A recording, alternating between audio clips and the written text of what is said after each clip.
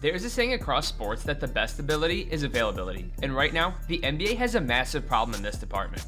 Jason Tatum, Damian Lillard, and Tyrese Halliburton all tore their Achilles in this year's playoffs. And in the regular season, we saw DeJounte Murray, James Wiseman, Drew Smith, and Isaiah Jackson all suffer the same fate. And those are just players with Achilles injuries. Other names such as Kyrie Irving, Joel Embiid, and Victor Wembanyama also had their seasons cut short due to their own health issues. These are the best athletes in the world we're talking about, and it seems they're missing more time than ever. Back in the 70s and 80s, players were hooping in Converse, drinking at halftime, and were even playing back-to-back games in the playoffs. Since then, medicine, technology, and nutrition have all evolved drastically. Shoes are being designed specifically to suit a player's game. Trainers are creating workout and meal plans tailored to each player's body type. And team doctors are providing high-end regimens for the most efficient post-game recovery. All of these elements are being applied to ensure each player is at their best from a physical standpoint. Yet for some reason, it seems that today's athletes, especially hoopers, are getting hurt more than ever. So how did we get here? For starters, today's league is way more physically demanding than it was in the past. As the game shifts to positionless basketball, players are required to do much more. Whether you're a 6-foot guard or a 7'2" center, you're expected to ball handle, play make, rebound, defend, and shoot the 3-ball at a decent rate.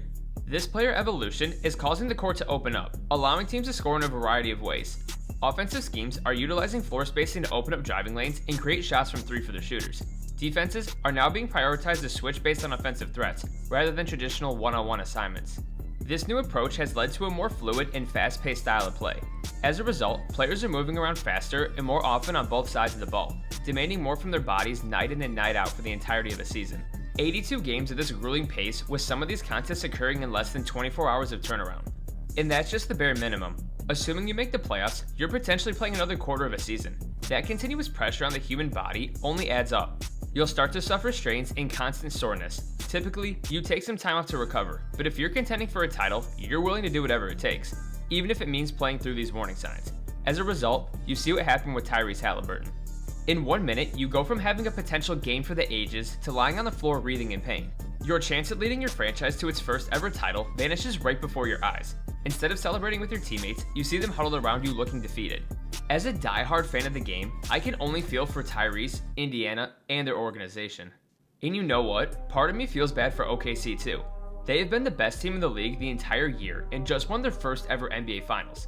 Yet all the talk has been around Tyrese's injury, and because of it, their championship now apparently has an asterisk next to it. But back to Tyrese. What makes these type of injuries even worse is they don't just impact the current moment, but the future as well. Next year, we're really about to see an Eastern Conference without 2 of its best players. No Tyrese revenge arc, no Jason Tatum leading the Boston Celtics, and no Damian Lillard and Giannis. I still can't believe this will be their 3rd season together, and we still won't have seen these two healthy in the playoffs. Or how about Dallas? The newly built Mavericks with Kyrie Irving and Anthony Davis paired up with a generational talent in Cooper Flag. Only Kyrie isn't expected to be back until January at the earliest. I understand that injuries are a part of the game and quite frankly a part of life, but these aren't just bruises or sprains that lead a player to miss a couple of games. These are injuries that have directly impacted seasons, championships, and worst of all, careers. I think a solution that will help limit this problem is cutting back the NBA season to just 65 or 70 games. Less matchups would allow added rest for star players, causing less wear and tear on our favorite athletes' bodies and potentially extending their careers. Load management wouldn't nearly be as much of a concern, meaning marquee matchups would actually feature the game's best talent. With less games being played, the stakes for each regular season matchup would be much higher, allowing for higher levels of interest and fan engagement. College football and NFL use the same approach, and it's a big reason why they pull such a strong following. But best of all, less games would allow players to enter the playoffs at 100%, letting them give it their all when it matters most. Imagine how different the postseason would have looked with a healthy Steph Curry, Jason Tatum, or Tyrese Halliburton. Maybe the Celtics come back from 3-1. Maybe the Warriors take down the Wolves and pull off the upset against the Thunder. Maybe Tyrese puts together the greatest Game 7 of all time.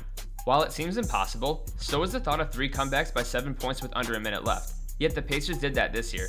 Who's to say that more history couldn't have been made? There's so much that we as fans have been robbed of, and I can't help but think what if. So I gave you my solution, but now it's your turn. If you were Adam Silver, what would you do to try and prevent these career-altering injuries? Let me know down in the comments below.